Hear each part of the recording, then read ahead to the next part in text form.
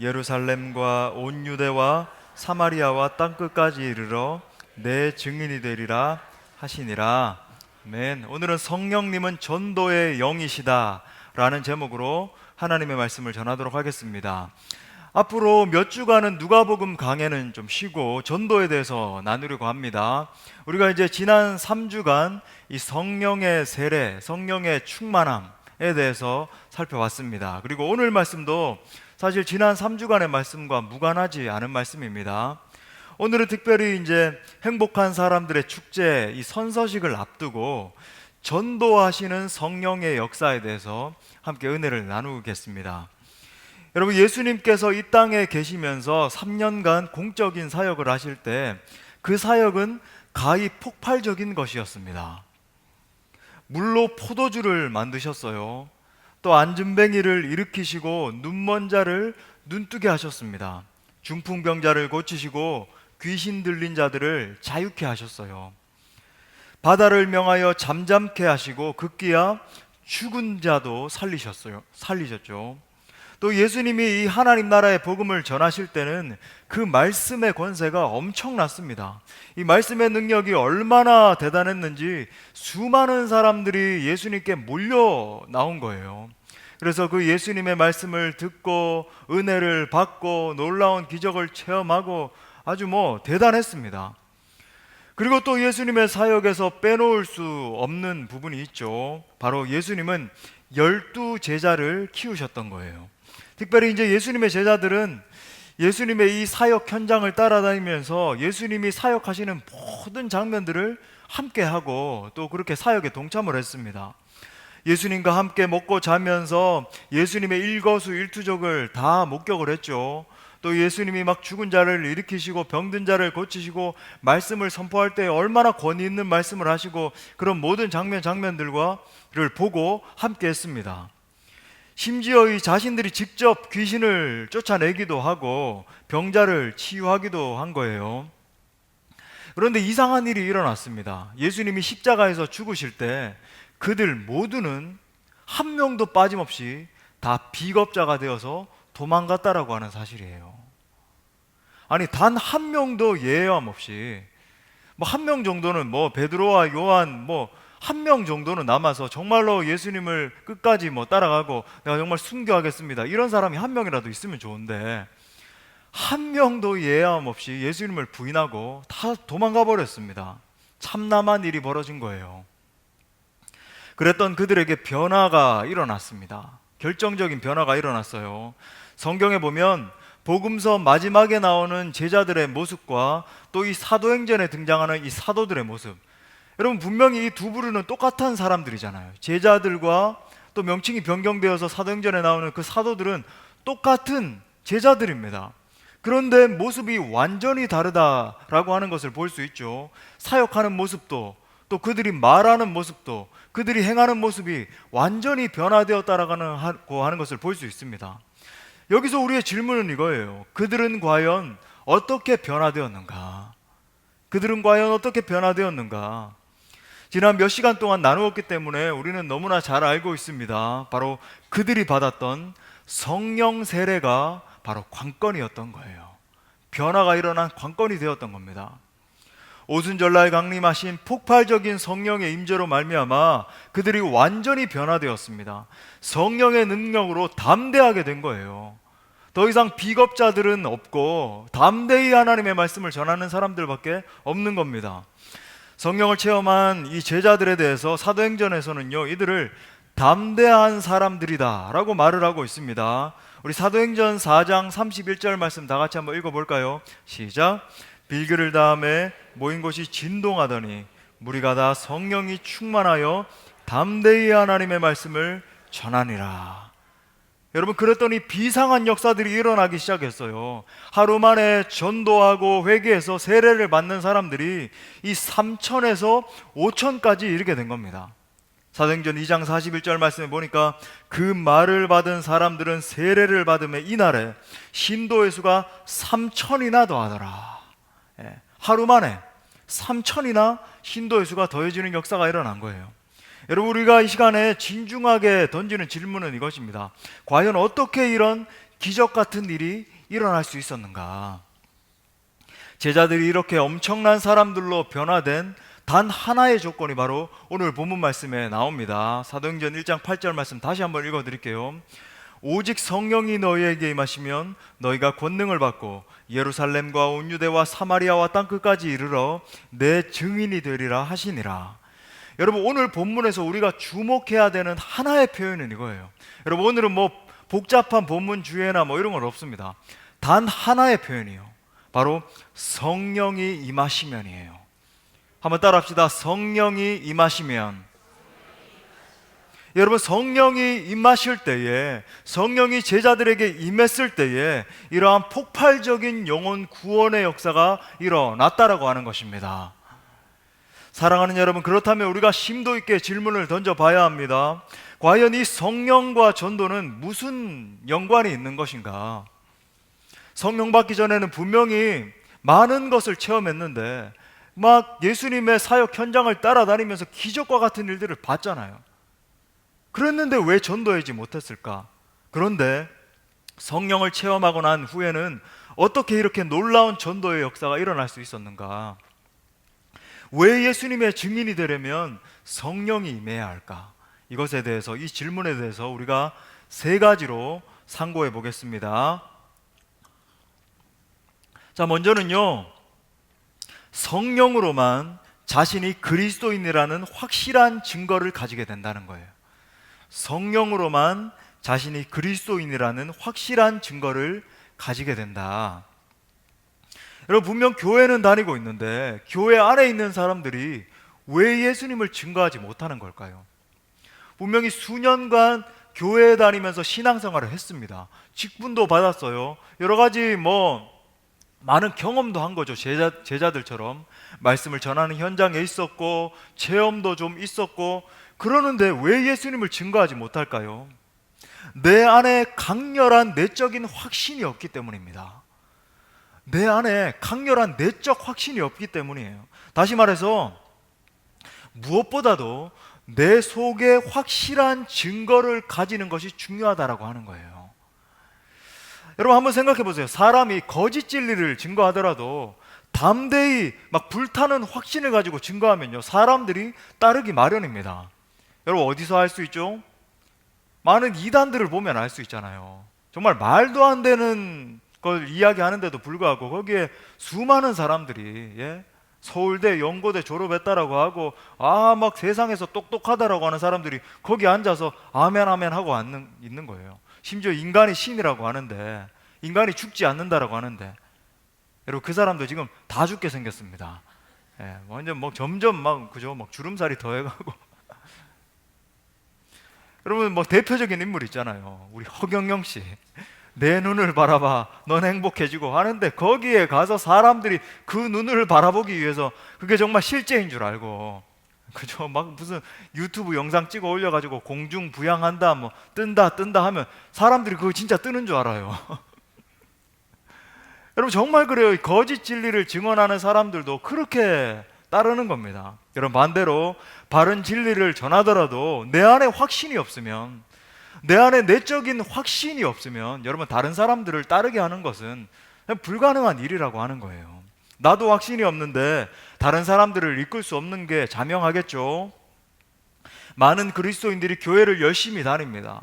주일 성수도 하고 봉사도 하고 헌금도 내는 거예요. 그런데 자기 자신이 정말 내가 하나님 나라, 정말 그 하나님 나라를 소유하게 된 하나님의 자녀가 되었다라고 하는 이 내적 확신이 없는 사람들을 많이 보게 되는 거예요. 예수 그리스도께서 나를 위해서 물과 피를 쏟으시고 나를 사셨다, 내가 정말 예수 그리스도의 그 구원의 공로로 말미암아 구원받은 하나님의 자녀가 되었다, 그 확신이 없는 사람들을 보게 되는 겁니다. 대체 왜 그렇습니까? 여러분, 내가 기적을 체험했다고 해서 그것으로 내 안에 그리스도인이라고 하는 확신이 생기는 게 아닙니다. 내가 말씀의 지식을 좀 안다라고 해서 그것으로 확신이 생기는 것도 아니에요. 오직 성령께서 우리 안에 확신을 주시는 줄 믿습니다. 여러분, 성령이 우리 안에 임하시면 내 안에 그 누구도 뺏지 못할 확신이 생기는 거예요. 어떠한 시험이 닥쳐온다 할지라도 나는 하나님의 자녀이다. 나는 구속받은 하나님의 자녀이다. 예수님이 나를 위해서 죽으심으로 나를 구속하셨다라고 하는 확신이 생기는 것입니다. 바울은 이 진리에 대해서 여러 번 증거하고 있어요. 제가 여러 가지 구절들을 한번 빠르게 읽어드릴게요. 고린도후서 1장 22절 말씀에서 그가 또한 우리에게 인치시고 보증으로 우리 마음에 성령을 주셨느니라. 고린도후서 5장 5절에서 곧 이것을 우리에게 이루게 하시고 보증으로 성령을 우리에게 주신 이는 하나님이시니라. 또 로마서 8장 14절 말씀, 이건 같이 읽어볼까요? 무릇 하나님의 영으로 인도함을 받는 사람은 곧 하나님의 아들이라. 할렐루야. 여러분, 우리가 구원을 받고도 전도하지 못하는 이유는 단 하나입니다. 성령 충만 받지 못했기 때문이에요. 내 안에 확실한 성령의 내적 증거가 없는 것입니다. 하지만 반대로 내 안에 확실한 내적인 증거가 있으면 어떻게 됩니까? 말 그대로 전하지 않고는 견딜 수가 없게 되는 거예요. 내 안에 성령께서 주시는 내적인 확신이 있는데, 내가 구속받은 하나님의 자녀인데, 내가 정말 예수 믿어 구원받았다, 내가 정말 영원한 지옥 형벌을 벗고 영원한 하나님 나라를 소유하게 되었다, 이것이 내가 찬송할 이유이고 내 인생의 궁극적인 소망이야.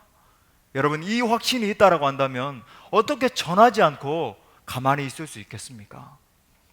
만약 저 영혼이 복음을 만나지 않고 죽어간다라고 한다면, 내 사랑하는 이웃이, 내 사랑하는 친구가 저 영혼이 복음을 알지 못한 채 그냥 죽는다라고 한다면 영원한 지옥 형벌에 처한다는 것을 내가 아는데 어떻게 전하지 않고 가만히 있을 수 있겠냐는 거예요. 간혹 어떤 지체들이 이렇게 말합니다. 목사님, 제가 창피해서 전도할 수가 없습니다. 복음을 전하려 치면은 부끄러워서 전할 수가 없어요. 여러분, 이렇게 말하는 것은 마치 어떤 이치인 줄 아십니까? 나 구하려다가 불에 타서 흉측하게 되어버린 어머니의 얼굴이 창피해서 내 식모라고 그렇게 말하는 것과 동일한 이치라고 하는 거예요. 나를 사랑하셔서 나를 살리시기 위해서 물과 피를 쏟으시고 죽으시고 나를 구속하신 그 예수님이 부끄러워서 수치스러워서 전하지 못하겠노라고 말하는 것과 마찬가지라고 하는 겁니다. 예를 하나 들어볼까요? 위대한 전도자였던 조지 휘필드를 여러분 잘 아십니다. 여러분, 우리가 그에 대해서 아는 사실은 그가 놀라운 복음 전도자였고 놀라운 설교자였다라고 하는 것을 우리가 알고 있죠. 하지만 여러분, 휘필드는요, 청년 시절에 깊은 죄악 가운데 빠져 있었습니다. 그러던 어느 날 자신의 마음이 온통 시커먼 죄악으로 물들어 있음을 알게 되었어요. 그때부터 그가 구원받기 위해서 몸부림을 쳤어요. 내가 정말 구원을 받아야 될 텐데 몸부림을 치기 시작했습니다. 사치하던 삶을 다 정리했어요. 그리고 실제로 자발적으로 누더기 옷을 입고 가장 초라한 음식을 먹었습니다. 일주일에 이틀은 금식을 했고 가난한 사람들에게 자기 자신의 가산을 다 팔아서 나눠주고 밤마다 기도로 지새웠어요. 그런데 여러분, 이 모든 일들이 허사로 돌아가는 거예요. 그의 마음 가운데 있던 이 내적인 공허함이 채워지지 않는 겁니다. 마음이 평안함이 없는 거죠. 온갖 불안함과 염려가 가득함을 느꼈습니다. 그러던 어느 날 이 감리교의 창시자, 여러분 잘 아시는 이 요한 웨슬레를 만나게 된 거예요. 이 웨슬레가 영혼 속의 하나님 생명이란 책을 그에게 주었습니다. 이 책을 읽은 이 휘필드는 자신이 예수님 안에서 새로운 피조물이 되지 않으면 안 된다라고 하는 사실을 알게 되었어요. 그때부터 믿음으로 주님 앞에 매달려 기도하기 시작했습니다. 하나님, 나를 만나 주옵소서. 예수님의 십자가와 부활이 내게도 적용되게 하여 주옵소서. 나에게 구원의 은혜를 주셔서 나를 변화시켜 주옵소서. 새 피조물이 되게 하여 주옵소서. 기도하기 시작했어요. 그때 성령께서 그의 마음에 들어오셔서 놀라운 변화가 일어나기 시작했습니다. 훗날 하나님이 그를 어떻게 사용하셨는지, 얼마나 놀라운 하나님의 사람으로 사용하셨는지를 우리 모두가 잘 알고 있습니다. 그가 설교하기 시작했을 때에 온 영국이 회개하고 주님 앞에 돌아오는 역사가 일어나고, 또 미국 1차 대각성 운동의 주역이 되는 하나님의 사람으로 우뚝 서는 역사가 일어나게 된 것입니다. 그의 메시지의 핵심은 바로 이것이었어요. 당신은 거듭나야 한다. 당신은 거듭나야 한다. 당신은 성령을 체험해야 한다. 이렇게 선포하기 시작했을 때에 수많은 사람들이 회개하며 돌아오는 역사가 일어난 것입니다. 여러분, 우리가 권능으로 주님의 사역을 감당할 수 있는 비결은 무엇입니까? 우리가 내 죽어가는 가족들과 내 소중한 친척들과 사랑하는 친구들과 이웃들에게 담대히 복음을 전할 수 있는 비결은 무엇입니까? 그것은 내가 성령 충만함을 받는 것입니다. 그래서 성령께서 주시는 내적인 확신과 감동으로 충만해지는 거예요. 그 확신으로 가득 차기 시작할 때에 그들이 회개하며 돌아오는 역사가 일어날 것입니다. 사랑하는 형제 자매 여러분, 여러분은 성령을 받으셨습니까? 여러분은 성령의 폭발적인 권능을 경험하셨습니까? 여러분은 성령께서 주시는 담대함과 기쁨을 맛보고 계십니까? 여러분, 아직 그렇지 못한 지체들이 있다면 내일부터 있을 부흥회에 반드시 참석하십시오. 여러분, 이 은혜의 집회 가운데 반드시 참석하십시오. 그래서 여러분 기도하기 시작하세요. 하나님, 정말 조지 휘필드가 만났던 그 하나님, 나도 만나길 원합니다. 내가 그냥 불안함 가운데 공허함 가운데 살아가던 이 반복하는 삶을 청산하고 정말로 성령께서 주시는 이 내적인 확신함으로 담대히 주님을 전하면서 살아가는 삶으로 나를 변화시켜 달라고, 내가 그런 하나님의 사람으로 우뚝 설 수 있도록 내게 성령의 기름을 부어달라고 여러분 나오셔서 하나님의 말씀에 귀를 기울이시고 기도할 수 있기를 바랍니다. 그렇게 찬양하고 기도하기 시작할 때에 하나님이 역사하실 거예요. 하나님, 내게도 은혜를 주시고 내게도 성령을 부어 주옵소서. 그래서 단 한 번밖에 없는 이 인생 하나님의 영광을 위해서 나를 써달라고 그렇게 기도하기 시작할 때에 자비의 하나님께서 그분의 영을 강수와 같이 우리 모두에게 부어 주실 것입니다. 사모하는 모든 심령을 만족해 하실 줄 믿습니다. 여러분, 두 번째로는요, 성령은 우리에게 능력을 주신다는 거예요. 한번 따라 합시다. 성령은 우리에게 능력을 주신다. 여러분, 이 세상에서 가장 힘든 일이 뭘까요? 가장 힘든 일이요, 두 부부가 만나서 정말 사랑으로 이렇게 결혼을 하잖아요. 근데 이제 서로의 모습을 신혼 때는 이렇게 바라만 봐도 좋고, 남편이 이제 양말을 이렇게 뒤집어 내놔도 정말 그 냄새나는 양말 붙들고 어떻게 나에게 이렇게 소중한 남편을 주었을까, 그런 생각이 들잖아요. 그죠? 그런 거 한 번씩 다 경험해 보셨죠? 그런데 마음이 토라지기 시작할 때 이 양말 하나 이렇게 똑바로 못 벗어 놓는 걸 바라보면서 어느 날 집어 던지고 있는 내 모습을 바라보는 겁니다. 양말 똑바로 안 벗을 거야? 그러면서 아무리 얘기를 하고 아무리 권면을 하고, 나 어떤 날은 조신하게 앉아가지고 양말을 이렇게 좀 똑바로 해줬으면 좋겠는데 얘기도 해봐도 변화되지 않는 내 남편, 변화되지 않는 나의 아내. 여러분, 이 세상에서 가장 힘든 일 중에 하나는 아마도 사람의 변화일 것입니다. 사람이 변하는 게 사실 정말 어려워요. 한 사람의 생각과 목적을 바꾸는 것, 여러분, 이 사람이 죽었다가 살아나는 것만큼이나 어려운 일인 것 같습니다. 한번 생각해 보세요. 내 생활 가운데 이 고착화되어 있는 이 생활 습관을 변화시키는 것이 여러분 쉬운 일입니까? 여러분, 뭐 베스트셀러 책 같은 거, 뭐 일치월장이라든지 뭐 공부의 신이다, 뭐 이런 책들을 이렇게 보면은 아침 뭐 일찍 일어나는 새가 뭐 모기도 더 많이 먹는다고 일찍 일어나라, 이렇게 해라, 여러 가지 뭐 20가지 수칙, 뭐 40가지 수칙 있는데, 여러분 그거 읽을 때는 정말 감동이 되고 변화될 것 같은데 지나고 나면 여러분 변화됩니까? 하나도 안 변하고 있는 내 자신의 모습을 바라보는 거예요. 예? 6시에 일어나던 사람이 정말 새벽 기도 나옵시다, 새벽 기도 나와서 기도하면 성령이 역사하실 것입니다 하면 여러분 적어도 한 4시 20분, 4시 30분에는 일어나야 되는데, 여러분 이게 여간 어려운 일이 아닌 거예요. 막 일어나고 나면 그날은 졸리고 하루 종일 머리가 아프고 하품이 나오고, 그죠? 이 내 생각 속에 뿌리 박혀 있는 가치를 변화시키는 일이 정말 쉽지 않은 거예요. 하물며 여러분, 내 인격을 변화시키는 것이 쉬운 일일까요? 이 모든 것이 정말 쉬운 일이 아닙니다. 하지만 인간을 변화시키는 능력은 오직 성령으로부터 나오는 것입니다. 전능하신 하나님의 영이 우리 속에 들어오시면 마치 사울처럼, 마치 삭개오처럼, 마치 저 우물가의 여인처럼 방황하던 영혼들이 변화되는 역사가 일어나는 거예요. 자세히 관찰해 보면 여러분, 이 성령을 따라 사는 성도들은요, 날마다 변화한다는 것을 볼 수 있어요. 사상이 변하고 마음이 변하고 지식이 새로워지는 것을 경험하는 것입니다. 두려워하는 그 영혼이 정말 변화되는 역사가 일어나고, 또 기도의 내용들이 바뀌어지는 역사가 일어나고, 한숨이 변해서 찬송으로 변하는 역사를 보게 되는 것입니다.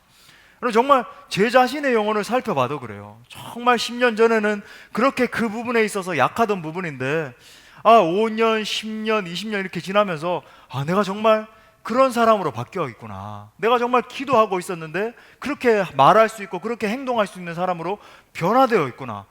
또 저는 기대하는 거예요. 지금도 부족하기 짝이 없지만 20년, 30년, 40년 내 인생을 살아내면서 성령께서 나를 어떻게 변화시키실까 기대하는 거예요. 여러분, 어제는 비겁쟁이였는데 오늘은 담대한 사람으로 변화되는 것입니다. 어제는 분명히 이기적인 사람이었는데 오늘은 다른 사람을 품는 사람으로 변화되는 거예요. 분명 저 사람을 바라볼 때에 저 사람은 어제는 참 이렇게 정욕 가운데 놓여 있는 사람이었어요. 그런데 성령 하나님을 만나고 보니까 저 사람이 거룩한 하나님의 사람으로 우뚝 서 있는 것을 보게 되는 것입니다. 여러분, 이것이 성령이 변화시키는 능력인 줄 믿습니다. 여러분, 인도의 성자로 잘 알려진 이 썬다싱을 여러분 아시죠? 원래 이 썬다싱은 이 힌두교의 한 분파인 시크 교도였습니다. 여러분, 이 시크 교도가 어떤 사람들이냐면 인도 사람들 중에서도 뭔가 이 큰 어떤 모자 같은 거 쓰고 다니시는 분들이 있죠. 그분들이 이제 시크 교도들인데, 이분들이 말 그대로 시크해요. 좀 아파요. 그러니까 정말 이 힌두교와 이슬람교의 이 짬뽕 형태가 이제 시크 종교거든요. 그걸 이제 믿는 분들이니까 굉장히 하여튼 강해요. 이게 펀잡 지역이라고 하는 북인도 지역에서 많은 분들이 그 종교를 따르고 있는데, 이 썬다싱이 이제 시크 교도였습니다. 그가 얼마나 똑똑했고 어릴 때부터도 종교적인 열심이 대단했는지 기독교를 박해하기 시작했는데 정말 치밀하게 박해했어요. 어떻게 해서든지 이 성경이 있는 곳을 막 찾아다니면서 성경책을 발견해내고는 막 그 집을 막 핍박을 하고 하면서 성경책을 갖다가 다 불태웠는데, 그냥 불태운 게 아니라 한 장 한 장을 다 찢어가지고 불에다가 다 태웠다라고 그래요. 아주 사도 바울과 같이 종교적인 핍박에 열심히 특심했던 거죠. 그런데 이 14세의 나이에 예수님을 극적으로 만나게 됩니다. 그리고 강력한 성령의 역사를 맛보고 변화되어요. 여러분, 이 썬다싱의 회심한 이야기가 있는데 이 이야기를 읽어보면 놀라워요. 정말 마치 사도 바울이 변화된 것과 비슷한 이야기처럼 보입니다. 제가 이거를 오늘 길기 때문에 다 읽어드릴 수는 없습니다만 나중에 기회가 될 때 한번 읽어드릴게요. 정말 놀랍습니다. 마치 딱 보면 정말 사도 바울처럼 이 썬다싱이 하나님을 경험했구나 볼 수 있어요. 예수님을 만난 그는 결국 엄청난 박해를 당하고 가정에서 쫓겨나게 됩니다. 그런데 그는 고향을 떠나지 않고 계속 전도해서 온 가족을 구원하는 역사가 일어났어요. 인도에서 온 가족이라고 하는 것은 그냥 한 가정이 아니라 그 일가 친척 전체를 말해요. 그러니까 몇백 명을 포괄하는 개념입니다. 그 전부를 구원하는 역사가 일어나고, 또 나아가 북인도에 있는 펀잡의 온 지역과 히말라야 산맥의 티벳까지 복음을 전하게 됩니다. 그가 40세에 티벳 산속으로 사라진 후에 다시 돌아오지 않았기 때문에 마치 신비하게 사라진 것처럼 보여서 지금도 북인도 사람들은 마치 썬다싱이 현현한 예수님이 아니었을까 이렇게 고백을 한다 그래요. 이 모든 일이 가능했던 것은 바로 그가 만난 성령 하나님 때문이었습니다. 여러분, 성령의 능력은 한 인간을 변화시키는 것입니다. 여러분, 한 존재에게 성령이 임하게 되면 그의 영혼과 삶에 혁신적인 변화가 일어나는 것입니다. 나쁜 버릇이 고쳐지고 영적인 생각들로 가득 차게 되는 거예요. 예전에는 나밖에 모르던 사람이 화평을 나눌 수 있는 사람으로 변화되는 것입니다. 예전에는 내 성공만을 위해서 달리던 사람이 하나님의 영광을 위해서 사는 사람으로 바뀌어지게 되는 것입니다. 심지어 원수도 품어주고 사랑하고 용서하는 사람으로 바뀌게 돼요. 성령 충만한 사람은 이 성령 충만한 지혜와 지식으로 가득 차게 돼서 이 설득력이 충만하게 복음을 전하게 되는 것입니다. 여러분, 성령 충만한 사람은요, 하나님께서 주시는 이 지혜와 지식이 넘친다라고 하는 것을 다른 사람들도 알게 돼요. 와, 저 사람을 바라볼 때 정말 하나님이 주시는 지혜와 지식으로 넘쳐나는구나 알게 되는 거예요. 그래서 담대히 복음을 전할 수 있는 동력이 되는 거죠. 제자들을 한번 관찰해 보세요. 여러분, 이 천한 계집종에, 이 기록대로 정말 볼품없는 그런 계집종이었던 것 같아요. 이 계집종이 와가지고 베드로에게 한마디를 딱 던졌을 때 벌벌 떨면서 내가 그의 제자가 아니라고, 나는 그와 아무 상관없는 사람이라고 그렇게 예수님을 부인했잖아요. 그럼 베드로가 어떻게 담대한 복음 증거자로 변화됐습니까? 바로 그에게 임하신 성령님 때문이었습니다.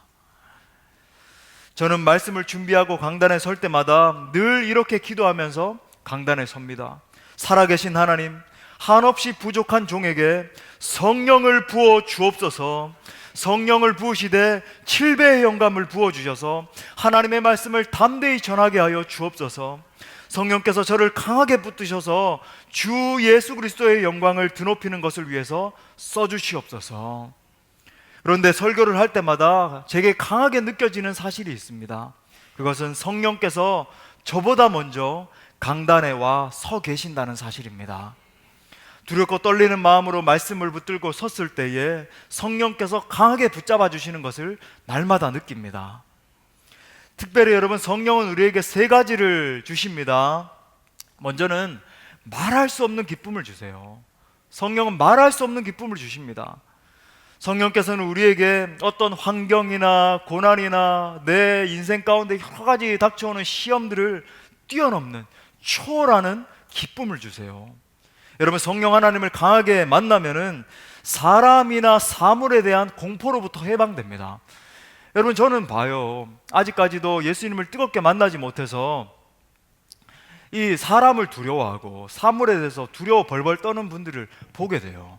여러분, 가르쳐 드립니다. 여러분, 두려움의 영, 사람을 바라보고 사물을 바라볼 때 이렇게 두려워하는 그 영에서 자유케 되는 하나의 비결을 가르쳐 드릴게요. 그것은 성령 충만 받는 것입니다. 여러분, 이번 수련회에 오셔서, 이 부흥회에 오셔서 성령 충만 사모하시고 받으십시오.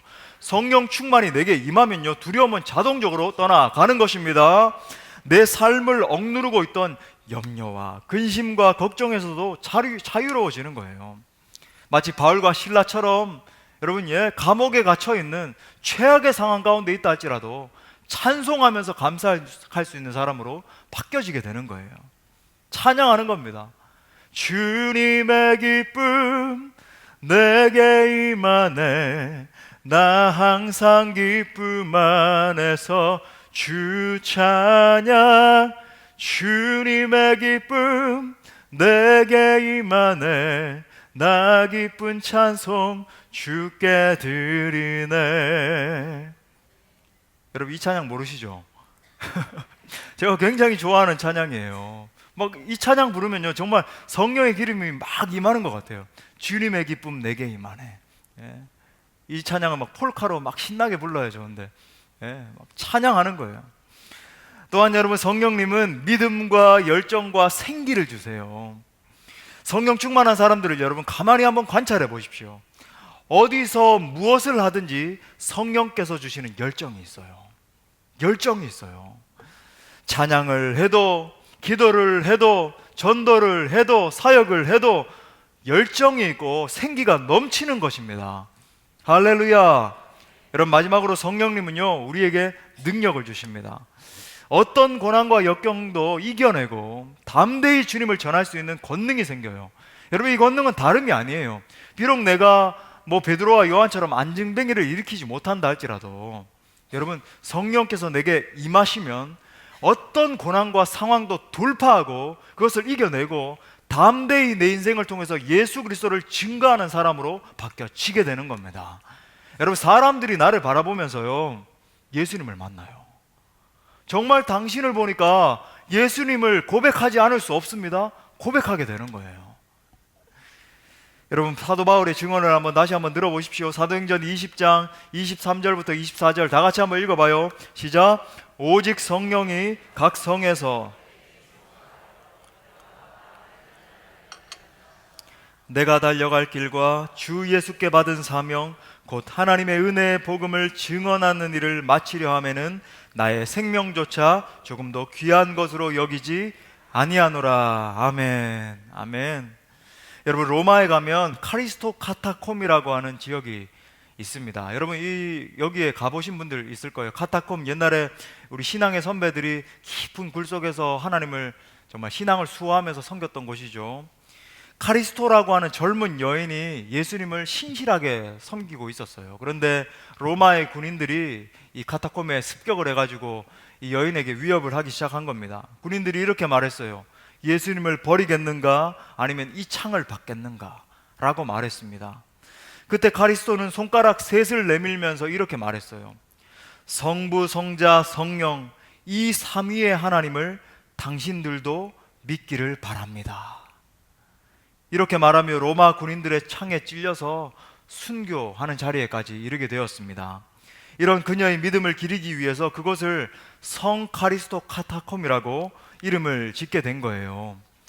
그 카타콤 지하 4층에는 이 하얀 대리석으로 카리스토상을 조각해 놨는데 이 손가락 셋을 내밀고 쓰러지는 그녀의 모습을 새겨놨습니다. 한번 화면에 띄워주실까요? 이 장면이에요. 이 여인이 이제 자세히 보면은 이 손가락 셋을 이렇게 내밀고 이렇게 쓰러진 장면입니다. 창에 맞아서 예수님을 끝까지 바라보고 믿다가 이렇게 순교하게 된 것이죠. 그래서 전 세계에서 방문하는 수많은 그리스도인들이 그녀의 모습을 바라보면서 이렇게 기도한다 그래요. 그녀가 끝까지 주님을 붙들고 순교한 것처럼 저에게도 그런 능력을 주옵소서. 여러분, 이런 능력을 경험할 수 있기를 간절히 축원합니다. 마지막 세 번째로는요, 세 번째는 짧아요. 성령께서는 친히 전도의 열매를 맺게 하신다는 겁니다. 한번 따라 합시다. 전도의 열매를 맺게 하는 분은 성령님이시다. 자, 이제 전도 축제를 한다고 하니까 우리 중에는 걱정하는 분들이 계시는 것 같습니다. 내가 정말 그렇게 열심히 전했는데도 불구하고 아직까지 변하지 않는 그 내 남편, 이번에는 나올 수 있을까? 내가 그렇게 노력했는데도 불구하고 받아들이지 않는 그 친구가 이번에는 뭐라고 말할까? 어떻게 반응을 할까? 내가 그렇게 전도했는데도 불구하고 조금도 꿈쩍도 움직이지 않는 그 이웃을 내가 이번에는 모시고 올 수 있을까? 물론 이제 다음 주에 매뉴얼을 나눠 드릴 겁니다. 항상 매뉴얼을 잘 따라야 돼요. 여러분, 이 매뉴얼을 나눠 드리면요, 이제 5주간 우리가 실행해야 될 지침이 있어요. 그걸 이제 매뉴얼에 다 나눠 있는데 그 매뉴얼을 잘 따르면 그 영혼을 교회에 모시고 오실 수 있습니다. 정말 그래요. 여러분, 순종하는 마음으로 매뉴얼을 잘 따르셔야 돼요. 여러분, 이 매뉴얼을 딱 따르면요, 뭐 롤케이크 전달하기, 사랑의 편지 써서 함께 뭐 식사하기, 뭐 별거 다 있어요. 그걸 뭐 하는 건 쉽지 않겠지만 그걸 5주간 딱 실행을 하면 이 사람이 미안해서라도 나오지 않을 수 없게 그렇게 딱 장치가 되어 있어요. 그래서 여러분이 그걸 딱 따르게 되는데, 그렇게 해서 그 영혼이 딱 데리고 나오게 돼서 복음을 제가 이제 증거하는 거죠. 여러분은 이제 복음을 전할 수 있도록 데리고 오시면 되는 겁니다. 복음을 전하는 역할은 이제 제가 하는 거고. 그런데 여러분, 이 매뉴얼도 중요하지만 가장 우선적으로 중요한 것이 뭐냐면, 한번 따라 합시다. 내가 하면 안 되지만 성령께서 하시면 된다. 다시 한번 따라 합시다. 나는 약하지만 주님은 강하시다. 여러분, 이게 관건이에요. 여러분, 성령 하나님이 역사하시면 이번에 반드시 전도할 수 있을 줄 믿습니다. 여러분, 이 부분에 대해서는요, 제가 하나의 예만 들겠어요. 미국의 기독교 문서 전도 협회에서 문서 전도를 위해서 이 지원자들을 함께 모집해서 훈련을 시켰습니다. 그런데 이 훈련생들 가운데 말을 알아듣기 어려울 정도로 심하게 더듬는 분이 이렇게 들어오게 된 거예요. 그러다 보니까 이제 동료들 사이에서 불평불만이 일어나기 시작한 겁니다. 아니, 뭐 저렇게까지 말을 더듬는 분이 우리 가운데 이렇게 오게 됐나? 자원했다고 하지만 뭐 저런 분을 이렇게 포함시켰나? 막 이렇게 불평을 한 거예요. 그때 교육을 담당하는 간부가 그들에게 이렇게 말을 했습니다. 성령 하나님께서 저분을 감동시키셔서 보내셨다면 하나님께서 저분을 통해서 어떻게 전도의 역사를 일으키시는지도 보아야 할 것입니다. 이렇게 말을 하고는 그 말 더듬는 분을 이제 계속 훈련을 받게 한 거예요. 그렇게 해서 이제 다 훈련이 끝난 겁니다. 각자 이제 선교지로 흩어져서 사역을 하고 있었던 어느 날이었어요. 그런데 몇 개월 후에 그 말 더듬는 선교사님에게서 계속 이 전도 책자를 보내달라고 하는 그런 연락이 오기 시작하는 거예요. 그래서 본부에서 좀 의구심이 들었습니다. 말을 더듬는 분인데 어떻게 해서 이 전도 책자를 과연 이렇게 제대로 전달하는 게 맞는가? 과연 그렇게 적극적으로 전도 책자를 전도하는 그런 역사가 일어나고 있는 게 맞는가? 의구심이 들어서 한 사람이 이제 요원을 파송하기로 이제 결정을 한 겁니다. 그러니까 요원이 실제로 가보니까 이 말 더듬는 선교사님이 시골길을 걸어 다니면서 한 집 한 집을 방문하는 방문 전도를 하면서 이제 문서 전도 사역을 하고 계셨다고 그래요. 그런데 그가 이제 어떤 집이든지 그 집에 들어가시기 전에 하나 하셨던 게 있는데, 그게 뭐냐면 길가에서 정말 선교지니까 포장도 안 돼 있고 얼마나 참 그렇겠습니까, 그죠? 그 길가에 털썩 주저앉아서 무릎을 꿇고 간절히 기도하시더라는 거예요. 뭐라고 기도하셨냐면은, 하나님, 성령께서 먼저 저 집을 방문하셔서 저 사람을 감동시켜 주옵소서. 저는 아무것도 할 수 없습니다. 저는 말도 더듬는 사람입니다. 잘 말할 줄 없는 저를 사용해 주셔서 주님만 신뢰하며 나아가오니 저 사람이 주님 앞에 돌아오게 하여 주옵소서 라고 기도하면서 전도하고 계셨다라고 하는 거예요. 놀랍게도 그가 방문하는 집마다 정말 이 잘 알아들을 수도 없는 그 말을 듣고서 사람들이 전도 책자를 사기 시작한 거예요. 그리고 그 전도 책자가 전달되는 것이 바탕이 되어서 그 마을에 한 분 한 분이 주님 앞으로 돌아오고 있었다라고 하는 것입니다. 사랑하는 형제 자매 여러분, 이와 같이 전도는 오직 성령의 능력으로 되는 것입니다. 여러분, 오늘 말씀에서 선포하고 있는 거예요. 오직 성령이 너희에게 임하시면 너희에게 권능이 임하게 될 텐데, 그러면 자동적으로 어떤 역사가 일어나는지 아니? 예루살렘과 온 유대와 사마리아와 땅끝까지 이르러 내 증인이 될 거야. 여러분, 이것은 준엄한 주님의 명령이자 준엄한 주님의 약속인 것입니다. 우리가 성령으로 충만하여 선포하기 시작할 때에 하나님의 역사가 이번 2달간에 반드시 일어날 줄 믿습니다. 말씀의 결론을 맺겠습니다. 우리 공동체가 10월 마지막 주에 행복한 사람들의 축제를 하게 됩니다. 여러분, 용어가 행복축제가 아니에요. 행복한 사람들의 축제입니다. 한번 따라해 보겠습니다. 행복한 사람들의 축제. 내가 만난 그 행복의 근원이신 예수님을 전달해 주는 거예요. 행복을 전해 주는 겁니다. 줄여서 행축. 행축입니다.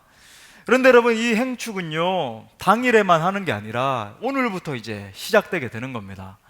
말씀을 마치고 나면 우리가 또 준비된 영상도 있고 또 선서식을 하게 될 거예요. 1부에는 또 우리 교육부서를 대표해서 고광충 장로님이 선서를 하셨고, 2부에는 또 전도팀 담당이신 우리 김종아 장로님이 선서를 하게 될 겁니다. 3부에는 또 우리 청년은 청년대로 이렇게 선서를 하게 될 거예요. 그리고 이제 다다음 주일에 1, 2차에 걸쳐서 우리가 태신자 작정을 하게 될 거예요. 이제 마치 임신을 하는 것처럼, 그죠? 한 영혼을 내가 정말로 품는 거죠. 그런데 한 사람당 몇 명을 작정을 하냐면, 한번 손을 한번 쫙 펴보시죠. 한 사람당 5명씩 작정하는 겁니다. 근데 그게 어떻게 하느냐? 5명씩 내가 어떻게 합니까? 그게 또 다 있어요. 한번 오늘 이 작정지에 한번 태신자 예비작정서 한번 펴보세요. 예비작정서 펴셔서 작성 방법에서 1, 2, 3, 4 있죠? 그걸 한번 보세요. 제가 읽어드릴게요. 내 주위에 있는 믿지 않는 영혼들은 누가 있는지 모두 적어보세요. 여러분, 한번 보세요. 놀랍죠?